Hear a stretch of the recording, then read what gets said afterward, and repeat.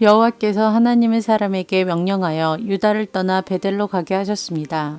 그가 이르렀을 때에 여로보암은 제단 곁에 서서 제물을 바치고 있었습니다. 하나님의 사람이 그 제단을 향하여 여호와의 말씀으로 외쳤습니다. 제단아 제단아, 여호와께서 너에게 이렇게 말씀하셨다.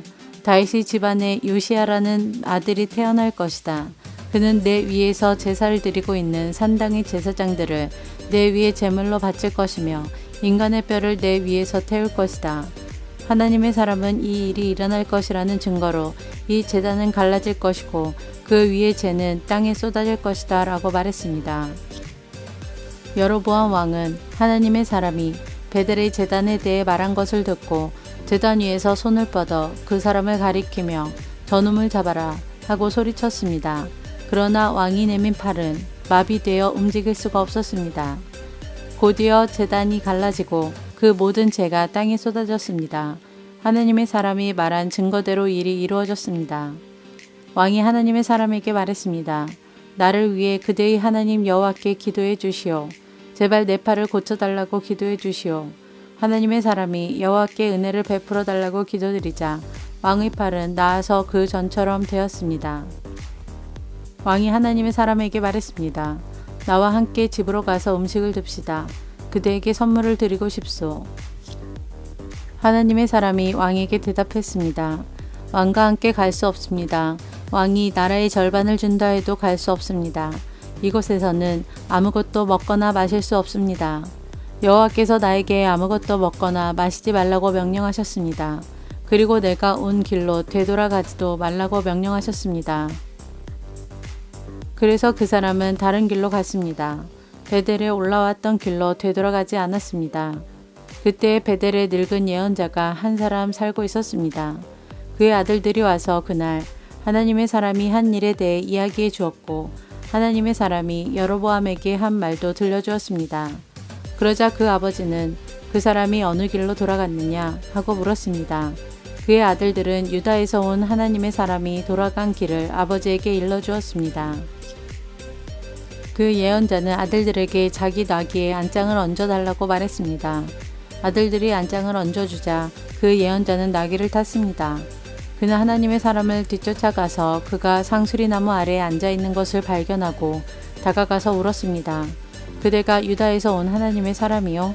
그 사람이 대답했습니다. 그렇습니다. 내가 그 사람입니다. 예언자가 말했습니다. 나와 함께 집으로 가서 음식을 같이 드십시다. 그러자 하나님의 사람이 대답했습니다. 당신과 함께 돌아갈 수 없습니다. 그리고 당신의 집에 들어갈 수도 없습니다. 이곳에서 당신과 함께 무엇이든 먹거나 마실 수 없습니다. 여호와께서 나에게 너는 그곳에서 아무것도 먹거나 마시지 마라. 그리고 오던 길로 다시 돌아가지 마라 하고 말씀하셨습니다. 그러자 늙은 예언자가 하지만 나도 그대와 같은 예언자요 라고 하면서 거짓말을 했습니다. 주님의 천사가 나에게 와서 그대를 내 집으로 데려가 먹을 것과 마실 것을 대접하라고 하셨소. 하나님의 사람은 그 늙은 예언자의 집으로 가서 그와 함께 먹고 마셨습니다. 그들이 식탁에 앉아 있는데 여호와의 말씀이 하나님의 사람을 데리고 온 늙은 예언자에게 내렸습니다. 늙은 예언자가 유다에서 온 하나님의 사람에게 외쳤습니다. 여호와께서 당신에게 이렇게 말씀하셨소. 너는 여호와의 말씀을 듣지 않았다. 너는 너의 하나님 여호와께서 명령하신 것을 따르지 않았다. 여호와께서 너에게 이곳에서 아무것도 먹지 말고 마시지도 말라고 하셨는데 너는 길을 돌이켜 먹기도 하고 마시기도 했다. 그러므로 너의 시체는 너의 가족 무덤에 묻히지 못할 것이다. 하나님의 사람이 먹고 마시기를 마치자 늙은 예언자는 그의 나귀의 안장을 채워주었습니다. 그 사람이 집으로 돌아가고 있는데 사자 한 마리가 나타나 그를 물어 죽였습니다. 그의 시체는 길에 버려졌으며 나귀와 사자가 시체 곁에 서 있었습니다. 마침 그때 어떤 사람들이 그 길을 가고 있었는데 그들은 시체 옆에 사자가 서 있는 것을 보았습니다. 그래서 그들은 늙은 예언자가 살고 있는 성으로 가서 그 사실을 알려주었습니다. 하나님의 사람을 자기 집으로 데려왔던 늙은 예언자도 그 소식을 듣고 말했습니다. 그 사람은 여호와의 명령을 따르지 않았던 하나님의 사람이다. 그래서 여호와께서 전에 말씀하신 대로 사자를 보내어 그 사람을 죽이신 것이다. 늙은 예언자가 자기 아들들에게 말했습니다. 나귀의 안장을 채워라. 아들들은 말씀대로 했습니다. 늙은 예언자는 밖으로 나가서 길에 버려져 있는 그 사람의 시체를 찾아냈습니다. 그 곁에는 나귀와 사자가 서 있었습니다.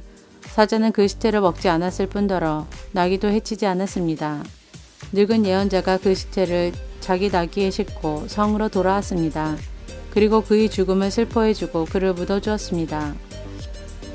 늙은 예언자는 그의 시체를 자기 집안 무덤에 묻었습니다. 그리고 오 내 형제여 하면서 하나님의 사람이 죽은 것을 슬퍼했습니다. 예언자가 그를 묻어준 다음에 자기 아들들에게 말했습니다. 내가 죽거든 하나님의 사람이 묻혀있는 이 무덤에 나를 묻어라. 내 뼈를 그의 뼈 옆에 두어라. 여호와께서 이 사람을 통해 베들리 제단과 사마리아의 여러 마을의 산당들에 대해 말씀하신 것은 반드시 이루어질 것이다. 그러나 여로보암 왕은 나쁜 짓을 그만두지 않았습니다. 그는 여전히 일반 백성 가운데서 산당의 제사장을 뽑았고 누구든지 산당의 제사장이 되고 싶은 사람은 그렇게 될 수 있게 하였습니다. 이와 같이 여로보암의 집안은 죄를 지었습니다. 그 죄 때문에 그의 집안은 멸망하여 땅에서 사라졌습니다.